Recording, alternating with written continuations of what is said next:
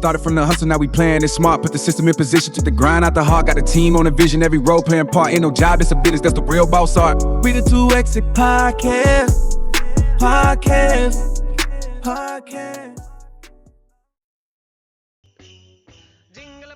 Hello, everybody, and welcome to this special edition of the Freedom to Exit podcast with my father, John Wiley. And this makes a very special podcast this year because we both went into business together this year for with Exit Factor, and I'd like to introduce you to him. He is a significant person in my life, being my dad, but he's also a very successful businessman. Been extremely successful with private equity and other ventures that he has going on. So, Dad, why don't you just share with everybody a little bit about yourself? Hey, everybody. I'm excited to be here with my son. I'm so proud of him and just thrilled to be here. I remember when Josiah and I had a conversation not that long ago. He said, "Hey, Dad, what are you up to?" And I said, "Well, I've discovered Exit Factor and it's something I'm really interested in." And he's like, "Well, tell me why." And so I was able to tell him through my journey through private equity how I kept running into businesses that wanted to sell to us that we wanted to buy, and time again, painfully, we would find out that they weren't able to transact for varieties of reasons. And I just kept saying, why doesn't somebody get in front of these business owners that have built valuable businesses and help them discover what's keeping them from transacting? And then I learned the stat that I experienced: 8 out of 10 businesses that go up for sale in the United States don't sell. I was explaining this to Josiah, and he's like, "Man, Dad, that's pretty interesting." So we took the deep dive together. Fast forward, here we are, and I've got Exit Factor in Arizona and the Valley, and Josiah is there in Atlanta and taking care of that. So we're a father-son team doing Exit Factor. Yeah, absolutely. And it's been a ton of fun. What really interested me the most, I think, about getting into the exit factor and strategic planning aspect of positioning a business for value acceleration and for sale is that, 90% of businesses out there don't sell. We've talked about that quite a bit all year long. But what's interesting about that statistic is that, only 20% do. And when you look at the fact that when you look at the difference between a business owner's net worth and you look at the somebody who doesn't own a business that's working on a W-2, and you break down what that looks like. So you have somebody on a W-2, their net worth is typically a 401k plan, stocks, mutual funds, bonds, their house, and some cars, right? And then if you look at a business owner, 80 to 90% of their entire net worth is in that business. And if 90% of businesses in the United States just shut their doors, that means that 90% of business owners are walking away from the vast majority of their net worth. And that really is what got me interested, thinking about all the vast experiences I've had in business and being able to bring that forward and help other business owners capture that net worth and take that out. Yeah, I think of Josiah. I think of a business that I ran into probably 3 years ago. The owner, a 40-year-old company, started with a ladder and a truck, built his company up to 16 employees. They were doing $7 million a year in top line revenue. And life happened. He wasn't planning on needing to sell. He had some health issues come up in his family and needed to sell. And when he went to transact, well, let's just say he didn't get anywhere near what the company could have been valued at. And it's just painful to watch people go through that. And it's a lot of fun to be part of the solution to measure those gaps ahead of time and help these business owners take care of the intangible capital that buyers are looking for. Because it's more than just what's on the balance sheet. There's what the numbers say, but then when a buyer wants to step in and buy, there's certain things that are going to cause them to walk away. And that's what I got pumped about, was being able to help business owners close that gap. So when they go to market, they're gonna transact. Yeah, and it's been a lot of fun getting to kind of change focus this year and go into business with you to help people. And we actually have a long history of helping people. You know, you've raised me from the time I was a child up to where I am right now to always Yeah, be thinking about other people and helping people in need. always.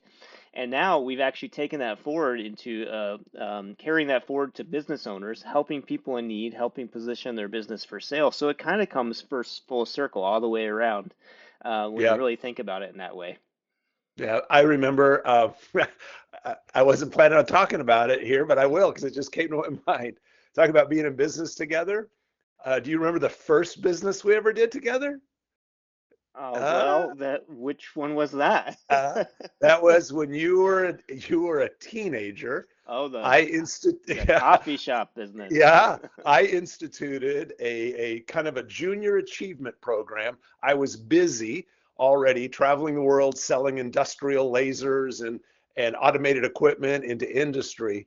But I was looking at three teenagers coming up, and in school, I could tell they weren't teaching the things about adding value to people. They weren't teaching my kids the things that were my responsibility: how to take care of people, how to count change back to a customer, how to what is the cost of goods sold.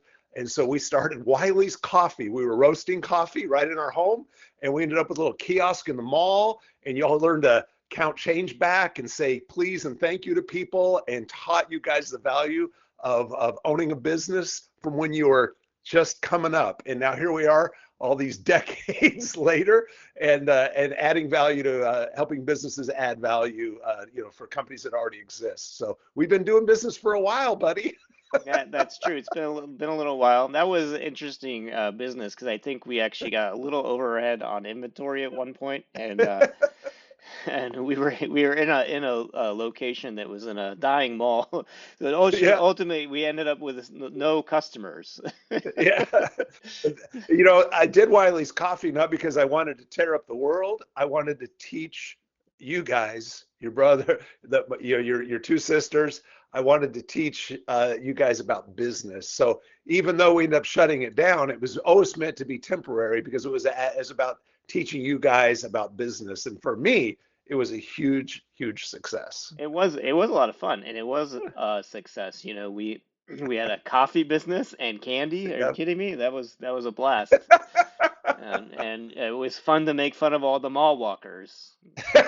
Come on now. Because they would not buy our coffee. Because they wanted the 90-cent coffee down the hall, and they would just walk laps and walk laps, and then they look at us and they walk by with their coffee. And that, it was 90 cents, and our coffee was more than that. I remember your youngest sister standing on a stool in order to count change over the counter. So Yeah. that was a lot of fun. But here we are, all these years forward, and now I look at you as the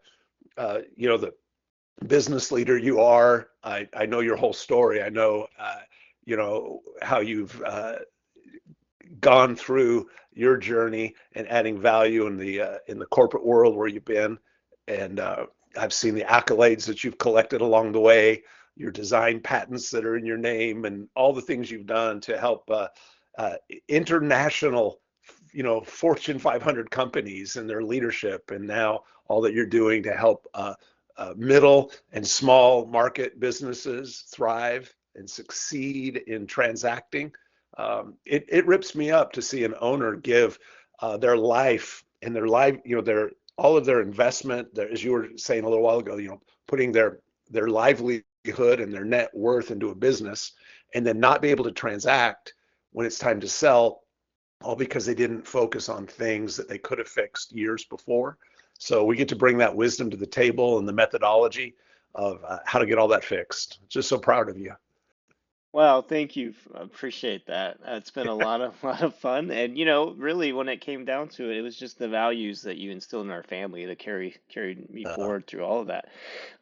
Speaking of that, thinking about the Christmas traditions and everything that's coming up, you know, how are any traditions that you can think of that you've done around the holidays that would also apply to business? How do these traditions shape values and long-term thinking, both in life and in business? Yeah, it's a great question. You know, there's I've seen it come up more than once, and there's some national stats that back it up. And I don't want to lead with the stat, I'll end with the stat. But, you know, business owners, they put their whole selves in. They love their employees. They care about their customers. They respect their vendors. You know, not every customer is a perfect customer. Not every employee is a perfect employee. So I'm giving broad statements, but they put their whole selves in, and they forget about taking time for themselves and to plan what they're going to do when they no longer own their business. Uh, Here's a shocking statistic, right? This isn't the one I had in mind, but I'll give you a sub statistic. 10 out of 10 people are going to leave this earth at some point. Sounds kind of morbid, but it's true. 10 out of 10 die, right? All of us.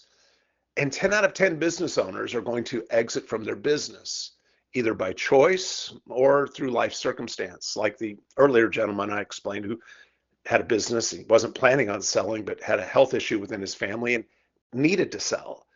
What I'm leading up to is to ask yourself, when you're asking me about traditions and Christmas and holidays, it's a reminder that there's more to life than our business solely. And business owners get so understandably all in on their business. They get their identity from it, and that's not a bad thing because business owners add value. We add value to the communities that we serve. We add value to the lives of the employees that depend on the cash flow that comes through the company and their paychecks. The vendors who count on you purchasing, and you become the center of a lot of worlds. And this is the stat I told you I was going to lead up to, that eight, what is it? It's nine out of 10. 1 year later, after exiting businesses, a survey was done of those who sold businesses.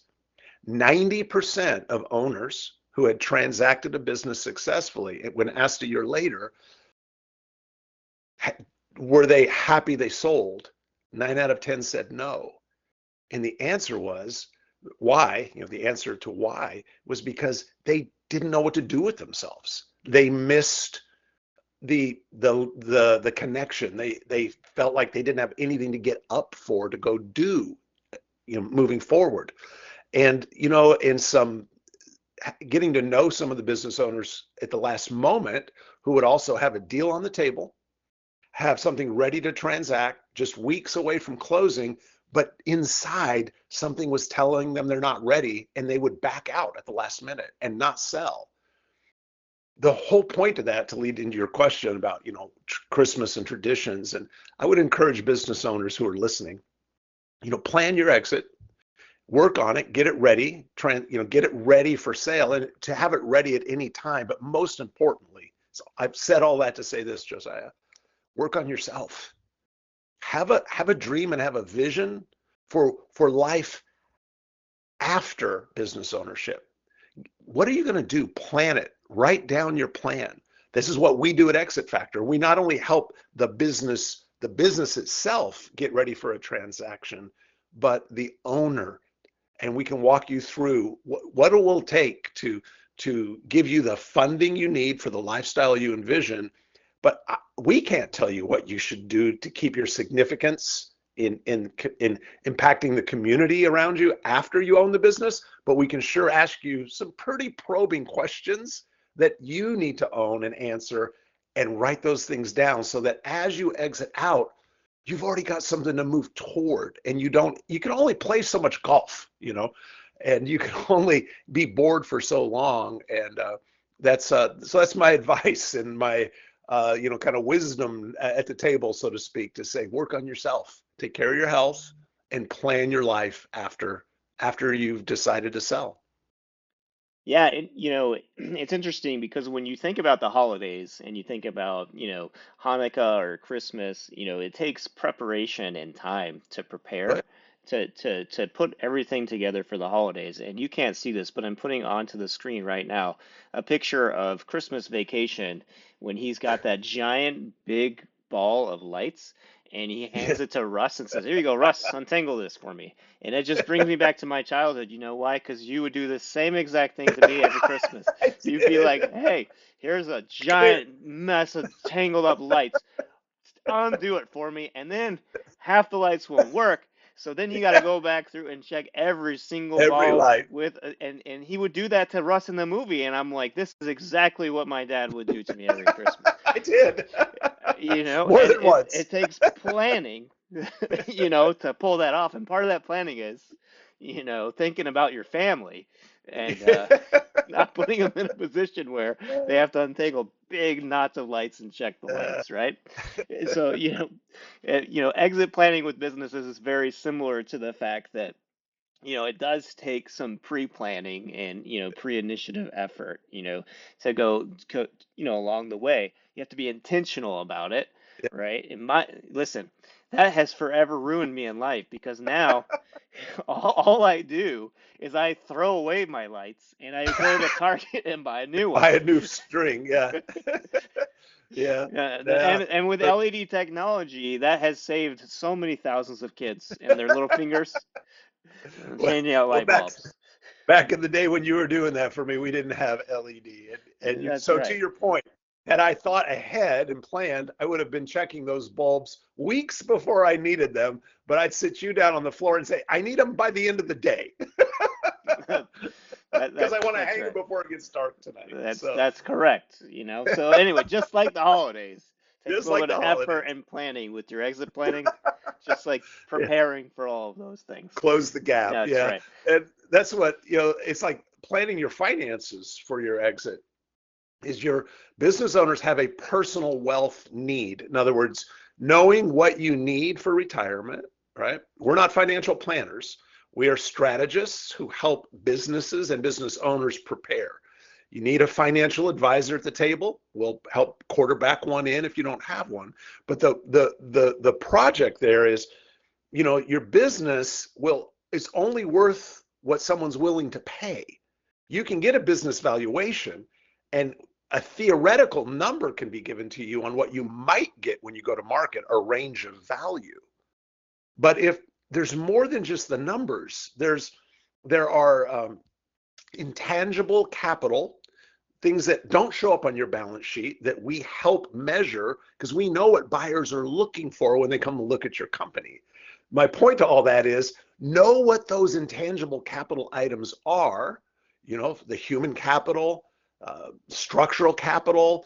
There's four of them, but to know what they are, measure them, and then we want to close the gap between where you are and what best of class in your vertical is, closing that gap so that when you do want to go transact and hang those Christmas lights, you're not trying to rush and do it at the end of the day, right? You've actually know, hey, I need this much money in my life, so we can actually, I'm changing metaphors, but we can measure the value range of a company.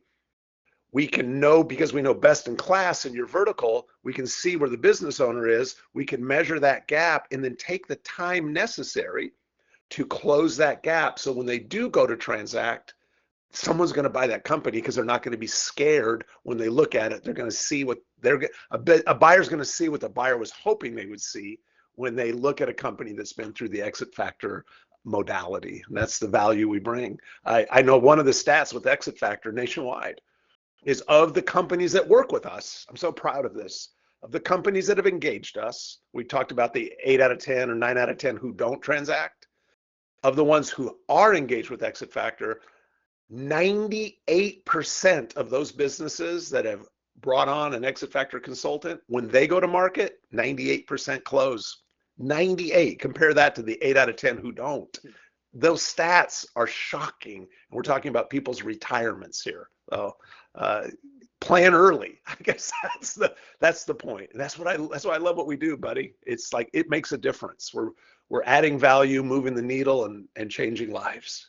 Yeah, and when you think about your business, it's more than just transaction, right? Yeah. It's legacy. Yeah. Think about your business as leaving behind a legacy for the next owners that are coming to take it in, and then also making sure you include your family in those conversations, very much like you did with the Christmas lights, right? And Right, helping, make those big important decisions really brings peace of mind and helps with, preparation and, preparing your after, Yeah. transaction plan. So really quickly on the top of your mind without thinking about it, what's your favorite Christmas song? My favorite Christmas song, without thinking about it, is "Oh Holy Night" by Johnny Mathis. That's cool. That's a good choice, actually. So I was in New York City this past week with my three children, and on the way up to New York City, my daughter says, "Have you heard this song?" And I said, "No." And the song is Feliz Navidad, and it's on the Indian Christmas remix, and it is hilarious. I'm gonna play a short segment for you here. You probably won't hear this on your end, Okay. but when I'm around New York City, this is what was playing in the car when we were there. And I'm listening to this going, I cannot believe how hilarious this song is. And then we're walking around New York City, and what do you think I hear all the pedicabs playing, dressed like Santa Claus? This Feliz Navidad Indian Christmas remix song.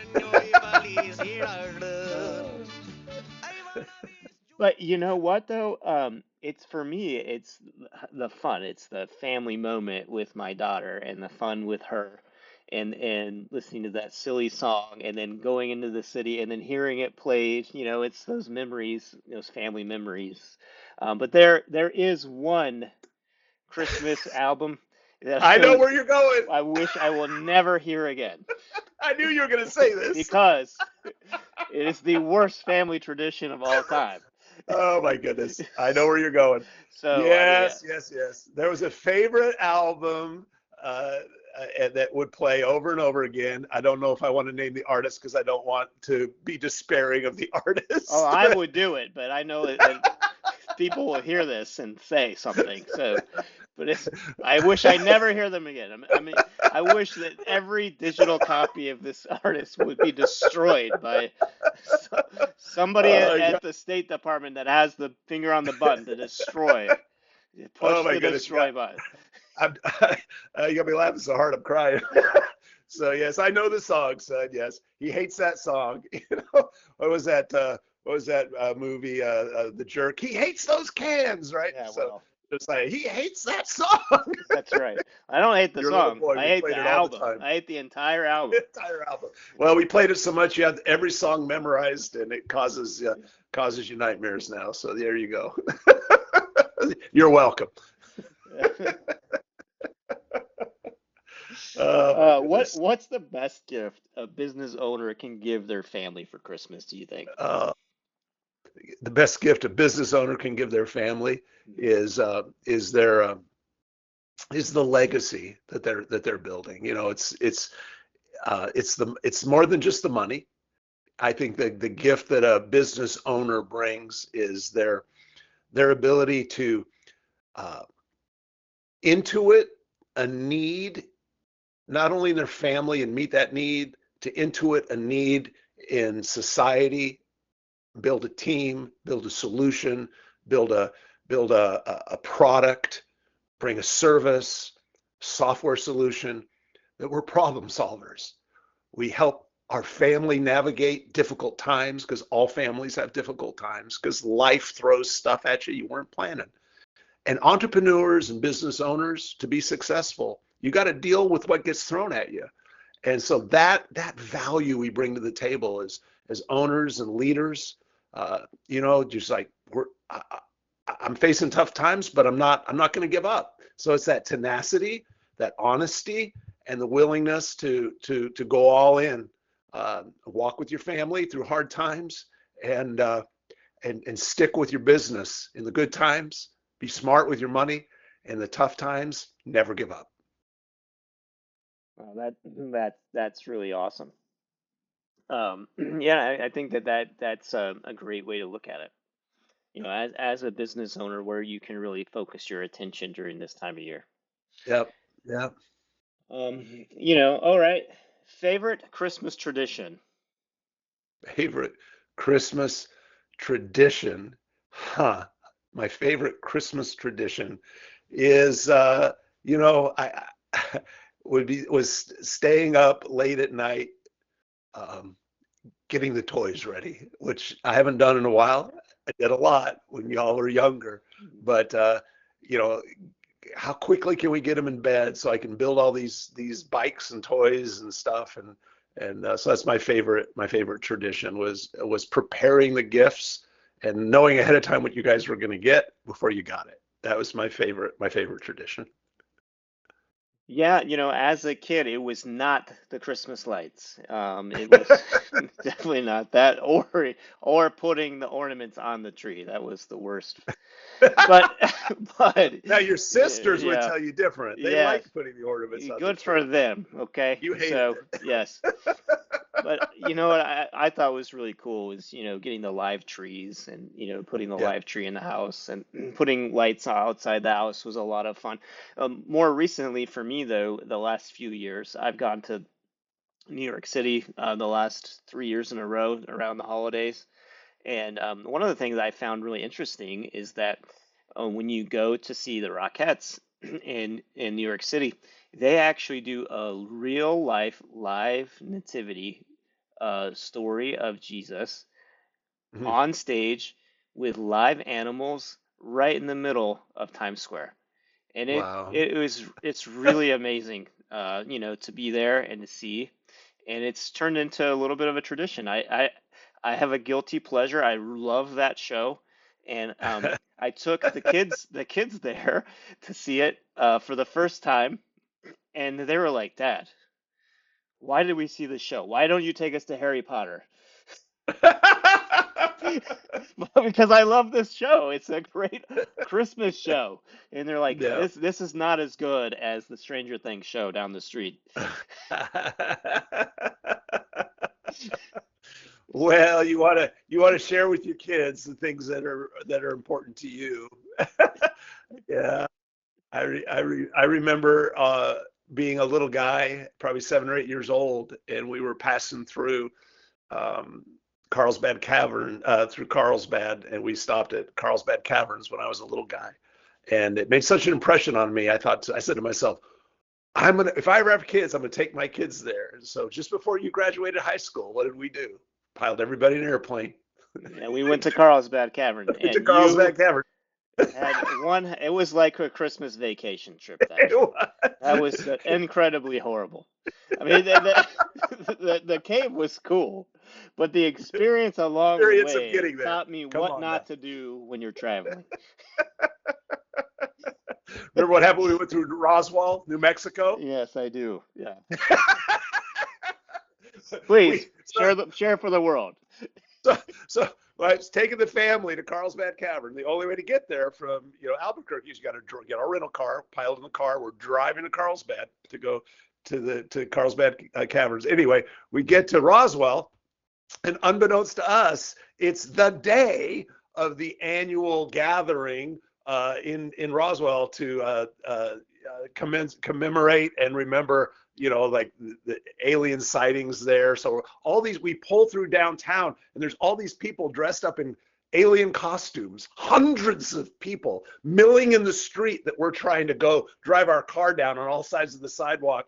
And I drive around going, what is going on? And my kids are like, Dad, what are all these people dressed like this for? I actually thought that's how people lived in Roswell all the time. And we found out when we got there, it was the very day of an annual convention there. So we Yeah. stopped and met a lot of odd individuals. And then you had to stay in an Airbnb type house that was probably the home of a serial killer. I'm just saying. It was pretty crazy. Uh, Oh my goodness. it was Well, we're a boring everybody with our family no, no, we're stories. not. All right. So anyway, um, I think that this is a good point to really say that this season is about time and love and preparing a legacy that Yeah, lasts beyond your balance sheets, and memories. and memories. And from our family to yours, we just wish Yeah, everybody a Merry Christmas, and Merry here's Christmas. to clarity and peace in your journey. Yes. All right. Thanks, everybody. All Love you, right, son. love you too. See you later. Bye bye.